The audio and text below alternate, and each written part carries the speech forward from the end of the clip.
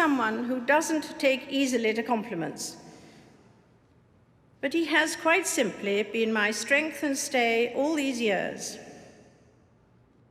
And I and his whole family, and this and many other countries, owe him a debt greater than he would ever claim or we shall ever know.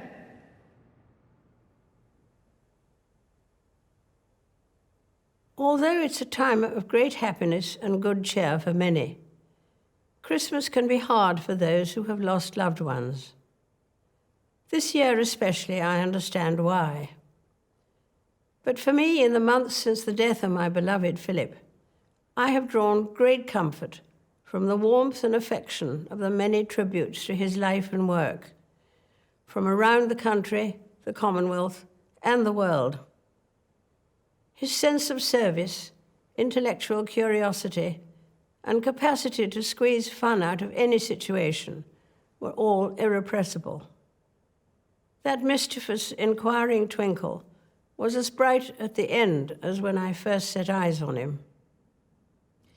But life, of course, consists of final partings as well as first meetings. And as much as I and my family miss him, I know he would want us to enjoy Christmas. We felt his presence as we, like millions around the world, readied ourselves for Christmas. While COVID again means we can't celebrate quite as we may have wished, we can still enjoy the many happy traditions.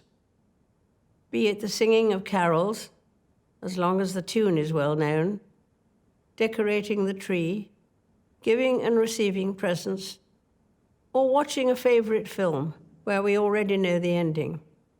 It's no surprise that families so often treasure their Christmas routines. We see our own children and their families embrace the roles, traditions, and values that mean so much to us, as these are passed from one generation to the next, sometimes being updated for changing times. I see it in my own family, and it is a source of great happiness. Prince Philip was always mindful of this sense of passing the baton. That's why he created the Duke of Edinburgh's Award, which offers young people throughout the Commonwealth and beyond the chance of exploration and adventure. It remains an astonishing success, grounded in his faith in the future. He was also an early champion of taking seriously our stewardship of the environment, and I am proud beyond words that his pioneering work has been taken on and magnified by our eldest son, Charles, and his eldest son, William, admirably supported by Camilla and Catherine, most recently at the COP Climate Change Summit in Glasgow. Next summer, we look forward to the Commonwealth Games. The baton is currently travelling the length and breadth of the Commonwealth, heading towards Birmingham, a beacon of hope on its journey. It will be a chance to celebrate the achievements of athletes and the coming together of like-minded nations. And February, just 6 weeks from now, will see the start of my Platinum Jubilee year, which I hope will be an opportunity for people everywhere to enjoy a sense of togetherness, a chance to give thanks for the enormous changes of the last 70 years, social, scientific, and cultural, and also to look ahead with confidence. I'm sure someone somewhere today will remark that Christmas is a time for children. It's an engaging truth, but only half the story. Perhaps it's truer to say that Christmas can speak to the child within us all. Adults, when weighed down with worries, sometimes fail to see the joy in simple things, where children do not.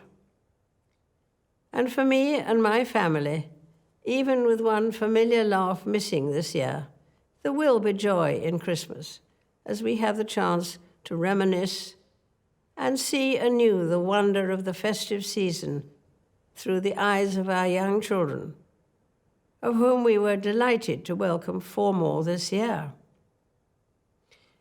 They teach us all a lesson, just as the Christmas story does, that in the birth of a child there is a new dawn with endless potential. It is this simplicity of the Christmas story that makes it so universally appealing. Simple happenings that form the starting point of the life of Jesus, a man whose teachings have been handed down from generation to generation and have been the bedrock of my faith.